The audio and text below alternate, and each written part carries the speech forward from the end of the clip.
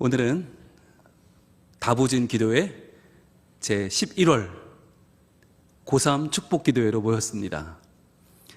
여러분 고3 시절이 기억나십니까?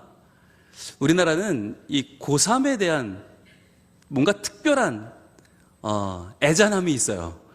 뭐랄까, 특별하다라고 말하기에는 너무 약한 고3들 그때만 누리는, 그때만 갖는 정말 자작자작함이 있어요. 마치 내 인생이 이대로 끝나버릴 것만 같은, 이 시험 하나가 내 인생을 좌우할 것만 같은 그런 생각 말이죠. 우리나라가 유일하게, 전 세계 유일하게 애들 영어 듣기평가 시험할 때 비행기가 뜨지 않는 나라입니다. 여러분 그거 아시나요? 전 세계 어느 나라도 애들 시험 본다고 비행기가 멈추지 않아요. 우리나라는 모든 공항에, 전국 모든 공항에 비행기가 멈춥니다.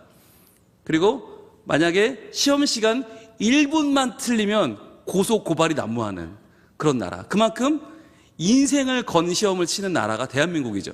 지금 물론 수시가 있고 지금은 입시 유형이 다양해져서 예전만큼 그렇게 수능에 목숨을 걸지는 않지만 많은 학생들이 이제 최저만 나오면 되는 경우도 있고 아니면 이미 당락이 결정된 경우도 있지만, 그러나 아직도 우리나라는 수능이 그만큼 중요한 나라죠. 근데 왜 수능이 중요할까요? 이 질문을 던져봐야 돼요. 왜 수능이 우리나라에서 가장 중요한 이슈입니까? 네. 여러분, 고3들 수능 요 얘기만 나오면 우리나라 분단국가라는 걸 잊어버려요. 예, IMF도 잊어버리고 모든 우리나라 경제 위기 다 잊어버리고, 예, 미국 대선 필요 없어요. 예, 고3 가진 집안엔 모든 게 정지죠. 일시정지. 우리 아이 고3만 지나고 목사님 할게요. 이런 분들이 너무 많아요. 소위 고3 특수입니다. 자, 그렇다면 왜 이런 일이 벌어질까? 많은 사람들이 그렇게 생각하는 거죠. 이 시험을 잘 봐서 좋은 대학을 가야 한다. 그래서 좋은 직장을 가져야 된다. 그래야 괜찮은 사람을 만나서 번듯한 삶을 살 수 있다. 그러니 이 시험은 내 인생에 걸린 시험이다. 여러분 동의하십니까?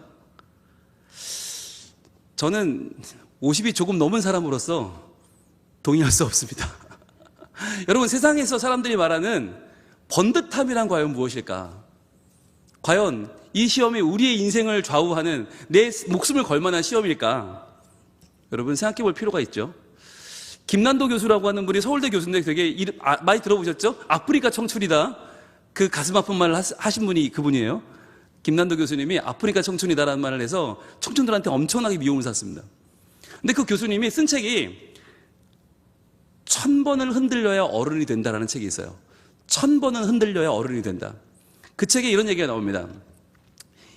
이분이 대학교 3학년 때 이 학생들이 그런 계획을 세운 거예요. 우리 중에 제일 잘 나가는 선배를 만나서 인터뷰를 한번 해보자. 한번 찾아가자. 우리 모든 재학생들에게 모범이 될 만한 최고의 우리 선배를 찾아가자. 찾아냈어요. 누구였냐면 그 당시 부장판사였습니다. 부장판사 중에 제일 잘 나가는 분, 그분이 대법관 후보 1순위였대요. 그러니까 그분을 찾아가서 재학생들이, 서울대 학생들이 가서 막 선배님 막 프랭카드 붙여놓고 우리의 자랑스러운 선배님 막 이러니까 이 선배가 너무 기분이 좋았던 거예요. 그래서 인터뷰를 다 하고 이제 맥주집으로 자리를 옮겼답니다. 그래서 후배들한테 야 마음껏 먹어, 고기도 먹고 술도 먹고 막 쐈어요. 자, 그러니까 분위기가 조금 무르익어서 분위기가 좀 편안해졌다는 거죠. 자, 그때 미리 질문지에 없던 질문을 어떤 학생이 툭 던졌어요. 그게 뭐였냐? 이거였어요. 판사님은 왜 사세요? 판사님은 왜 사세요? 그 순간에 분위기가 고요해졌습니다. 과연 우리 최고의 선배, 우리 서울대가 낳은 최고의 선배가 왜 살까? 여러분 뭐라고 대답을 했을까요? 네, 이 선배는 이렇게 대답했다고 합니다. 죽지 못해 사는 거지 뭐. 그랬다는 거예요. 근데 이 대답이 절대로 조소가 아니고 그냥 비웃는 게 아니고 굉장히 담담하게, 심각하지도 않지만 이게 그냥 가볍지도 않은 이 사람의 마음에 있던 그 답이 툭 튀어나왔는데 죽지 못해 사는 거지 뭐. 여러분 이때 김난도 교수는 책에 썼는데 너무나 충격을 받았다는 거예요. 아니 서울대학교에서 제일 잘 나가는 선배, 우리나라 최고의 대학을 나온 최고의 선배가 죽지 못해 살고 있다. 그러면 그 선배처럼 못돼서 안달을 한 우리는 뭐냐는 거예요. 우리 인생은 과연 뭘까? 여러분, 충격을 받으실 필요가 없습니다. 왜? 우리는 알고 있잖아요. 인생이 그런 겁니다. 인생은 어느 대학을 나와도, 어느 직장을 가져도, 어느 직위를 가져도 그 사람의 겉사람이, 그 사람의 겉모습이, 그 사람의 사회적인 지위가 그 사람을 살게 하지 못합니다. 마지못해 살고, 할 수 없이 살고, 태어났으니 살고, 죽지 못해 사는 사람들이 이렇게 많은 이 시대에 과연 우리는 어떻게 살아야 될까? 무엇을 위해 기도해야 될까? 과연 고3들을 축복하며 우리는 무엇을 축복해야 될까? 오늘 성경을 통해서 답을 얻고자 합니다. 첫 번째 오늘 기도 제목은 바로 이것입니다. 같이 읽어봅니다. 시작. 속사람이 강건하기를 기도하자는 것이에요. 속사람이 강건하기를 기도하자. 오늘 설교 제목이 속사람이 강건하게입니다. 속사람이 강건하게. 이게 무슨 말일까? 오늘 에베소서 3장 16절 말씀 이렇게 말씀합니다. 같이 읽습니다. 시작. 그의 영광의 풍성함을 따라 그의 성령으로 말미암아 너희 속사람을 능력으로 강건하게 하시오며. 아멘. 여러분, 이 사도 바울의 기도인데 그는 하나님이에요. 하나님의 영광의 풍성함으로 해야 되는 일이 있다는 거예요. 왜 하나님이 우리에게 영광의 풍성함을 보여주셨나? 이것 때문이다. 그의 성령으로 말미암아. 왜 우리가 성령을 주셨나? 이것 때문이다. 너희 속사람을 능력으로 강건하게 하신다. 그 능력이 뭐예요? 하나님의 능력이에요. 여러분, 이 시간에 말씀을 드립니다. 우리의 속사람을 강건하게 만들 수 있는 것은 이 세상 그 어떤 것도 아닙니다. 연봉도 아니고 직책도 아니고 그것은 우리가 꿈꾸는 그 어떤 위치도 아닙니다. 하나님의 영광의 풍성함을 따라서 그 성령으로 말미암아 능력으로 행하실 일이 뭐냐? 너희 속사람을 강건하게 하신다. 자, 그렇다면 여기서 질문. 그럼 목사님, 속사람이 강건한 건 어떤 겁니까? 의지가 굳건한 겁니까? 포기하지 않는 겁니까? 아니면 뭐 강직하게 내 줏대를 지키는 겁니까? 원칙적으로 사는 겁니까? 뭐가 그럼 속사람이 강건한 겁니까? 예, 거기에 대해서 성경은 이렇게 답을 하십니다. 로마서 7장 22절입니다. 로마서 7장 22절 말씀 같이 한번 읽어볼까요? 시작. 내 속사람으로는 하나님의 법을 즐거워하되. 이거예요. 내 속사람은 어떤 존재냐? 하나님의 법을 즐거워하는 마음이, 그 믿음이 바로 속사람입니다. 성경은 겉사람과 속사람을 보이는 것과 보이지 않는 것으로 나누지 않습니다. 겉사람이란 뭐냐? 하나님의 법이 없이 세상의 법대로 살아가면 그것은 겉사람이에요.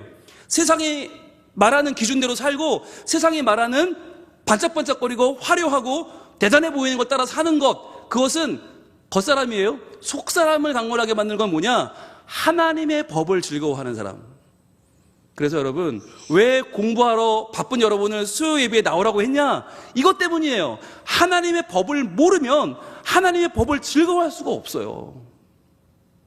왜 주일마다 이성호 목사님이 고3들한테 예배에 나오라고 그렇게 얘기하고 전화하고 나오면 얼싸안고 칭찬하고 축복하느냐?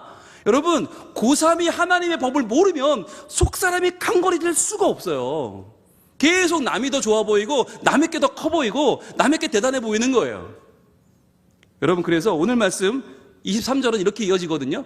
내 지체 속에서 한 다른 법이 내 마음의 법과 싸워 내 지체 속에 있는 죄의 법으로 나를 사로잡는 것을 보는도다. 조금 전에 뭐라고 그랬어요? 속사람은 하나님의 법을 즐거워하는데 내 지체 속에서 한 다른 법이 있다는 거예요. 이 다른 법이 바로 세상의 법입니다. 내 마음의 법과 싸워서 내 죄의 지체 속에 있는 죄의 법으로 나를 사로잡는 것을 보는도다. 즉 성경은 뭐라고 말씀하는가? 하나님의 법을 즐거워하지 않는 나를 죄의 법을 따른다고 말하는 거예요. 나는 똑같아요. 그런데 내가 중요한 건 어떤 법을 따르느냐 하는 거예요. 여러분, 학교에서는 여러분을 등급으로 평가합니다. 여러분의 머릿속에 들어있는 지식과 여러분의 시험 푸는 요령으로 여러분을 판단하지만 성경은 다른 기준을 제시해요. 뭐냐? 우리가 하나님의 법을 즐거워하는가? 아니면 죄의 법으로 나를 사로잡고 살고 있는가 하는 거예요. 여러분, 이것이 성경이 말하는 기준입니다. 그런데 이 기준이 학교가 말하는, 세상이 말하는 A등급, B등급, C등급보다 훨씬 더 중요합니다.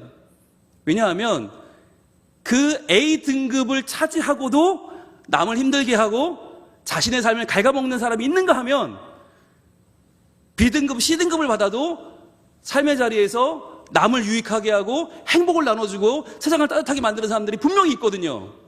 물론 A 목사님, 그럼 A등급 받고 A뿔 받고 세상을 행복하게 만들면 더 좋지 않습니까? 좋지요. 그러나 우선순위가 어디에 있느냐 하는 것입니다.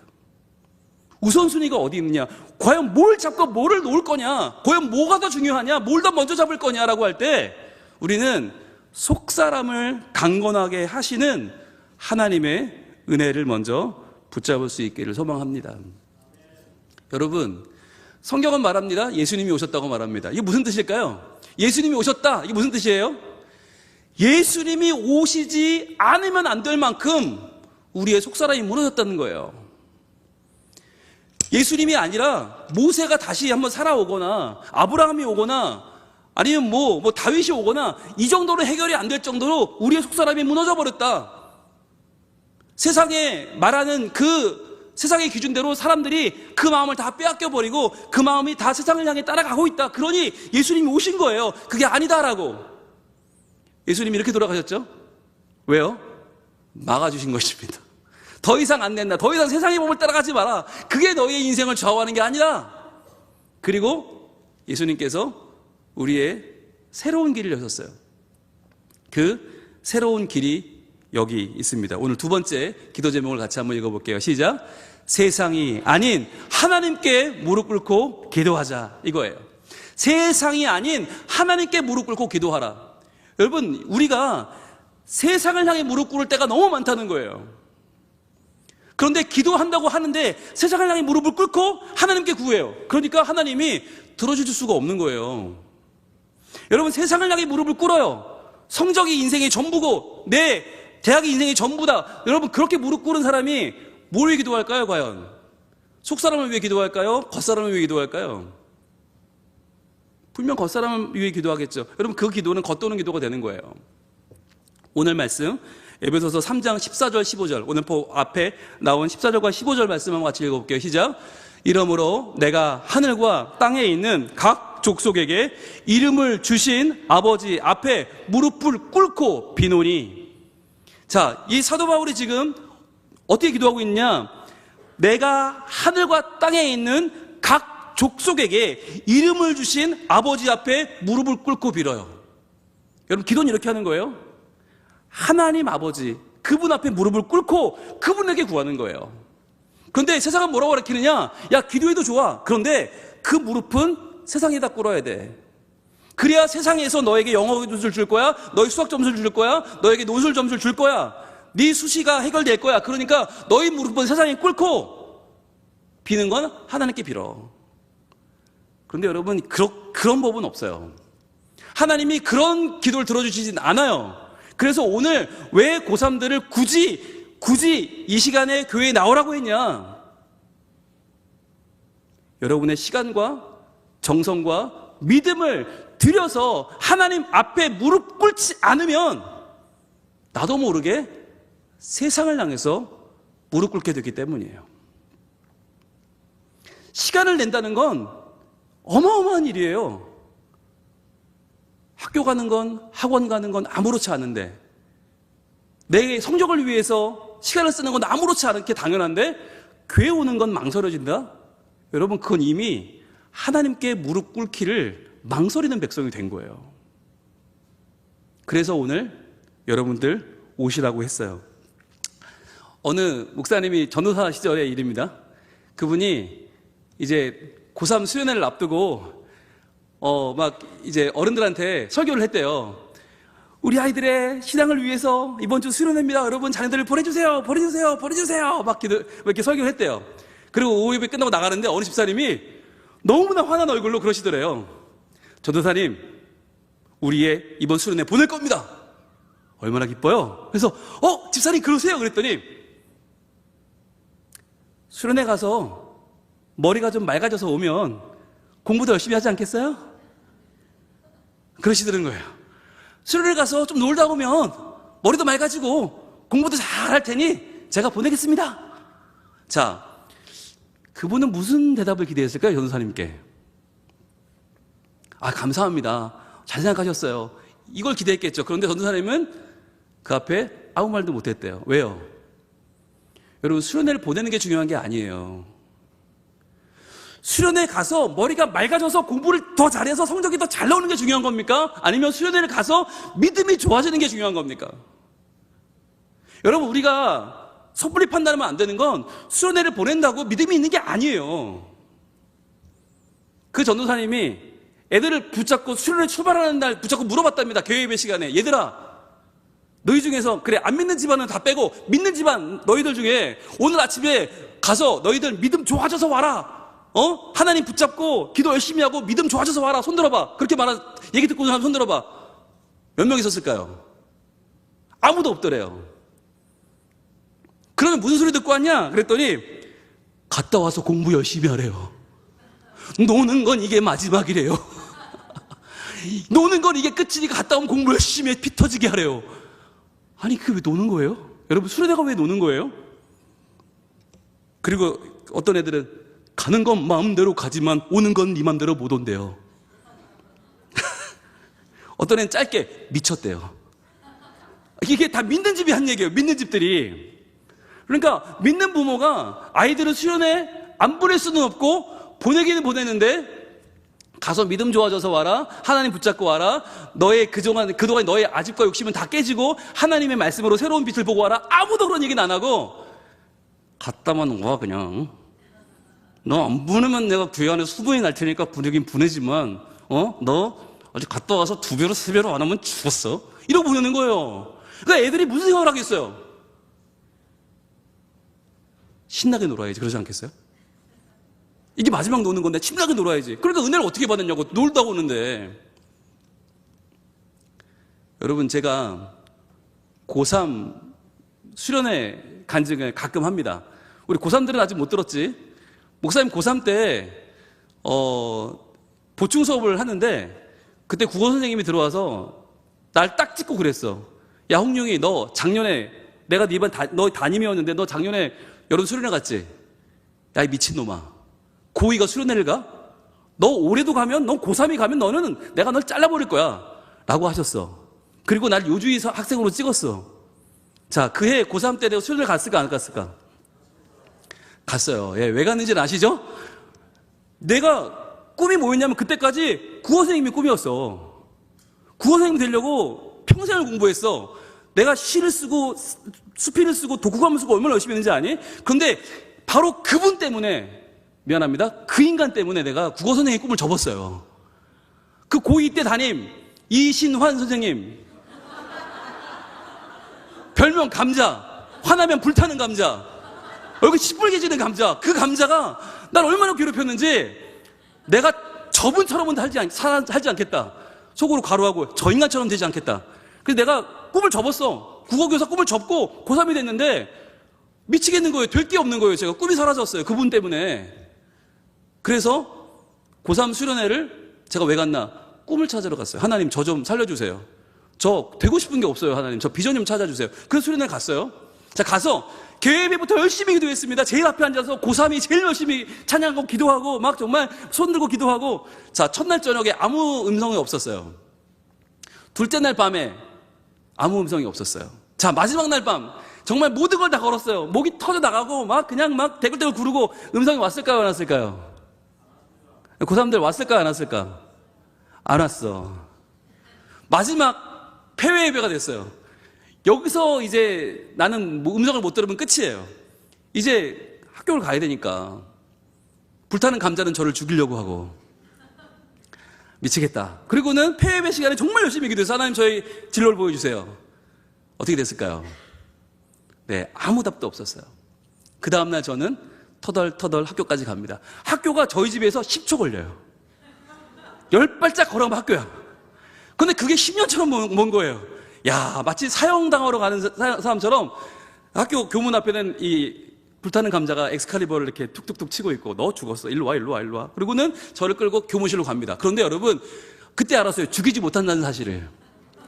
죽이지 못하더라고요, 저를. 죽일 수는 없으면 어떻게 했나?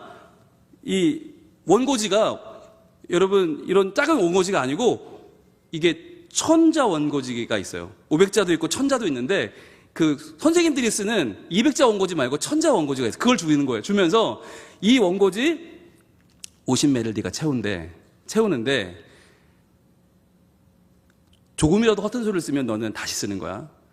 자, 그걸 씁니다. 여러분, 이게 이 천자가 되는 거 50매면 얼마나 많은지 아세요, 여러분? 이걸, 아무리 써도 한 페이지가 안 차요. 아무리 써도.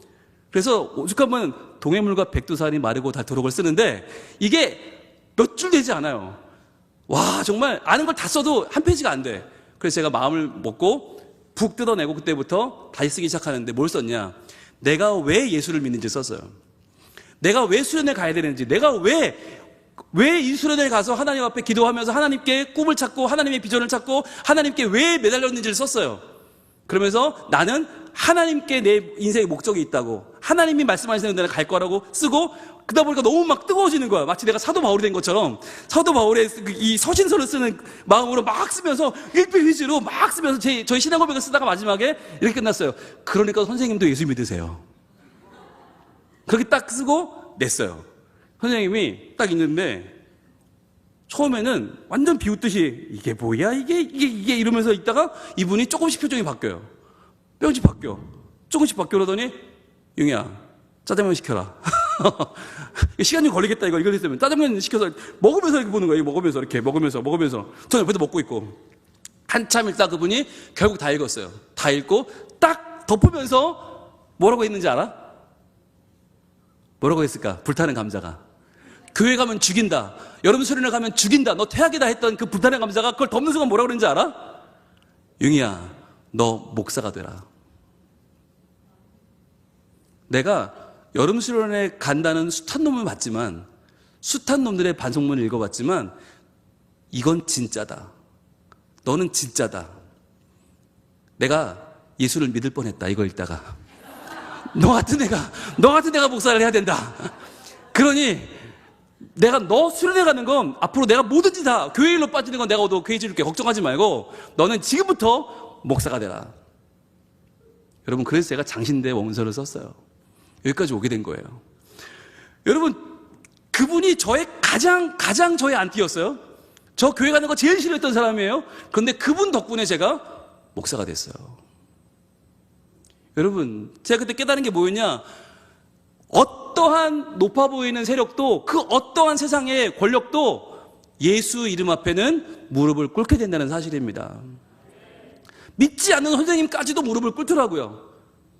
그 당시 저에게 선생님의 그 자리는 최고였어요. 저희 고3이던 저에게 선생님은 최고의 권력이죠. 그분이 저한테 엑스칼리버를 내려놓고 너 목사가 되라.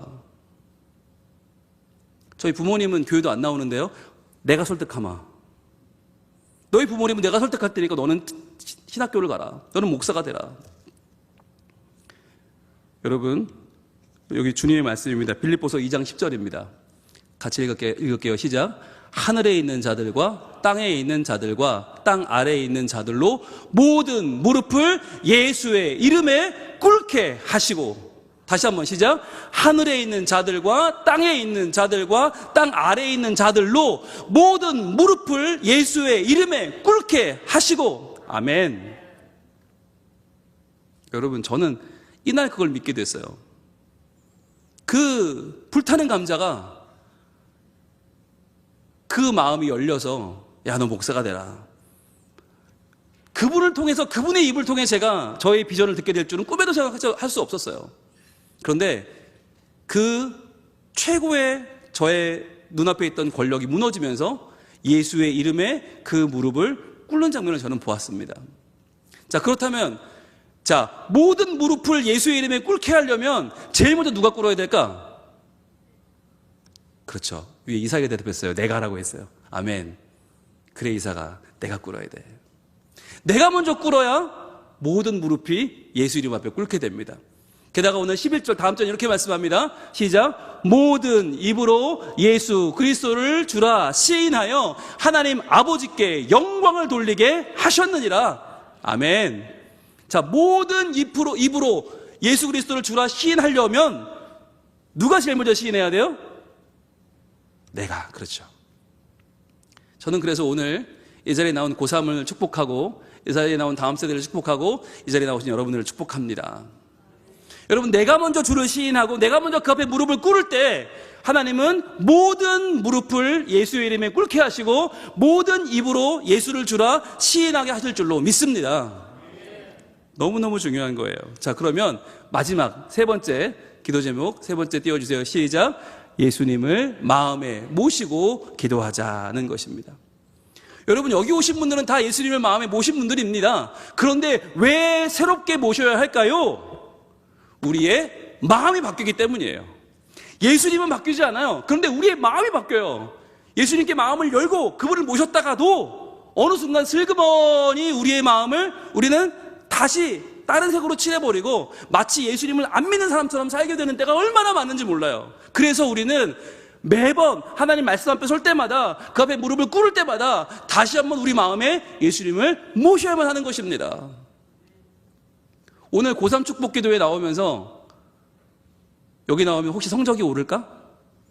여기 오면 혹시 내가 지금 대기번호 몇 번인데 내 앞에 놈들이 다 딴 학교를 가고 내가 덜컥 붙을까?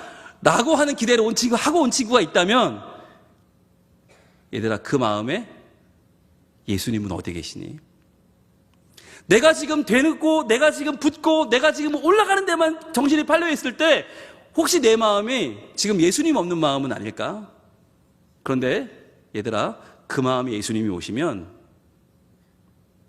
이 위기를 보는 눈도 달라지고 이 시간을 이겨낼 수 있는 더 큰 믿음이 생기고 이 어려움을 이겨낸 뒤에 내 힘으로가 아니라 하나님의 능력으로 이 시험을 통과했음을 믿게 될 거야. 내가 성적이 좋아서, 내가 머리가 좋아서, 우리 엄마가 아빠가 돈이 많아서 날 학원에 보내줬으니까가 아니라 하나님이 나를 사랑하셔서 예수 그리스도가 나를 구원하셔서 내가 이 땅 가운데 하나님의 이름을 마음껏 높일 수 있고 내가 이 땅에서 그분의 놀라운 일들을 마음껏 행할 수 있는 하나님의 자녀가 되었음을 우리 고3들이 믿게 되길 축복합니다. 오늘 말씀 17절은 마지막으로 이렇게 증거합니다. 같이 읽습니다. 시작. 믿음으로 말미암아 그리스도께서 너희 마음에 계시게 하시옵고 너희가 사랑 가운데서 뿌리가 박히고 터가 굳어져서. 아멘. 여러분, 이 편지를 받는 에베소 교회 사람들은 이미 예수를 믿어요. 이미 그 마음에 예수가 있어요. 그런데 에베소 교회는 예수님이 계신데도 불구하고 아데미 여신을 쫓기도 하고 그 안에서 여러 가지 분쟁이 생기기도 하고 그 안에서 이단의 공격과 유대인들의 율법 가운데 갈등하고 있어요. 그래서 사도 바울은 다시 한번 기도하는 거예요. 믿음으로 말미암아. 믿음이 무엇입니까? 그리스도를 너희 마음에 계시게 하시옵고. 이게 믿음이에요. 믿음은 교회 나오는 게 아니에요. 믿음은 임원이 되는 게 아니고 믿음은 그 어떤 것도 아니에요. 예수님이 내 마음에 계신 것이에요. 예수님이 내 마음에 계셔서 그 예수님으로 내 인생이 꽃 피고 열매 맺고 그 예수님으로 내 인생이 아름다워지는 것이 바로 믿음입니다. 여러분, 예수님이 내 마음에 오시면 어떤 일이 벌어집니까? 알 수 없는 일이 벌어집니다. 예수님이 우리의 마음에 오시면 그때부터 우리의 인생은 새로운 인생이 펼쳐집니다. 여러분, 저도 그 반성문을 쓸 때까지 목사가 된다는 생각을 해본 적이 없어요. 한 번도, 단 한 번도 저는 내가 신학을 해야지, 내가 신학교를 가야지. 아니요, 한 번도. 그런데 그날 이후로 그 반성문을 쓰면서 저도 모르게 일필일로 써나갔던 그 반성문 이후로 저의 인생은 완전히 바뀌었습니다. 제 안에 정말 예수님이 계시더라고요. 정말 제 안에서 말씀하시는 그 예수님을 만난 그 순간 제 인생은 너무나 달라졌어요. 완전히 새로운 길을 가게 됐어요. 그런데 그 길은 제가 한 번도 생각지 못한 감격이었고 한 번도 예상하지 못했던 너무나 귀한 선물이었어요. 여러분 그거 아시죠? 제가 장신대 가서 2주 만에 여자친구 만난 거 아시죠? 그 전 여친 현 아내 아시죠? 제 인생이 바뀌었어요. 그때 제가 장신대 안 갔으면 지금 누굴 만나서 어떻게 살지 알 수 없어요. 그 해 제 인생이 다 바뀌었어요. 그 해 예수 안 믿던 저희 아버지가 교회 나오시고, 예수 안 믿던 저희 어머니가 저 장신대 합격했다는 말을 듣고 송구신 예배 처음 나오셨어요. 저 고3 12월 31일 날 30일 날 발표 나고 31일 날 엄마가 교회에 처음 오셨어요. 어머니 손을 붙잡고 송구신 예배 드리러 교회에 왔는데 그날 무슨 예배를 드렸는지 기억이 안 나요. 우느라고 펑펑 우느라. 항상 교회에서 모든 걸 다 1등 했거든요. 내가 찬양대회, 암송대회, 퀴즈대회 모든 대회 1등인데 다들 물어봐. 니네 엄마는 어느 권사님이니? 니네 엄마는 어느 집사님이니? 우리 엄마 교회 안 나오는데요. 평생 그러고 살았어요. 그런데 있다고만 소문이 들리고 한다는데 얼굴은 본 적이 없는 그 엄마가 나타난 거예요. 저희 엄마는 그때까지 와이파이였어요. 있다는데 잡히지 않는, 존재한다는데 정말 잡히지 않는 그분이 나타났어요. 그러니까 전 교인이 다 저분이 홍영이 엄마래, 융이 엄마 난리가 난 거예요. 그 어머니가 교회에 오셨어요. 그러니까 그 인생이 완전히 달라진 거죠. 그 해에 제가 장신대를 왔고 신학을 시작했고 여친을 만났고 제 인생이 여기까지 완전히 바뀌었잖아요. 저는 이런 말씀 드리고 싶어요. 구약 성경에서 저는 예수님을 보여주는 가장 좋은 하나의 모델이 있다면 그것은 만나다. 만나. 하늘에서 떨어져서 매일매일 그 이스라엘 백성을 먹였던 그 만나. 여러분, 만나의 뜻이 뭔지 아세요? 이게 뭐냐예요. 이게 뭐냐. 더 정확한 뜻은 뭐냐? 이걸 아는 자는 아무도 없다. 이게 원어의 뜻이에요. 이것을 아는 자는 아무도 없다. 여러분, 저는 이게 너무너무 좋아요. 여러분, 하나님이 주시는 예수 그리스도는 하나님이 주시는 선물인데 그것이 무엇인지는 아무도 몰라요. 왜? 우리의 기대를 뛰어넘기 때문에. 우리의 한계를 뛰어넘기 때문에. 나는 여기까지, 난 이렇게 살 거야. 아니요. 예수 그리스도 내 마음에 모시는 순간 여러분의 인생은 만나가 임하는, 하나님의 손길이 임하는 백성이 될 줄 믿습니다. 그러면요, 알 수 없는 인생이 펼쳐지는 거예요. 아마 여기 오신 어른들 한 명씩 불러내서 예수님을 만나서 당신의 인생 어떻게 바뀌었습니까? 그러면 난리 날걸요? 오늘 밤새도 안 될걸요? 왜요? 예수님은 그만큼 놀라운 분이에요. 오늘 이 밤에 여러분의 마음 가운데 예수님이 찾아오시기를 축복합니다. 다시 한번 그 예수님 모시기를 축복합니다. 그래서 그 예수님으로 말미암아 내 마음에 믿음이 생기고 속사람이 강건해져서 오늘 세상이 아니라 하나님께만 무릎 꿇고 하나님께만 내 인생을 구하는, 내 인생의 길과 내 인생의 답을 구하는 우리 고3들 될 수 있기를 축복합니다. 그래서 여러분, 이 자리에 오신 여러분들 모두가 예수의 이름으로 꽃 피우고 예수의 이름으로 우리의 인생이 아름다워지고 예수의 이름으로 내 인생이 알 수 없는 놀라운 선물들로 가득해지는, 매일매일 만나가 임하고 매일매일 내가 알 수 없는 하나님의 놀라운 은혜를 경험하는 우리 성민 가족들 모두가 될 수 있기를 축복합니다. 자, 우리 찬양하겠습니다.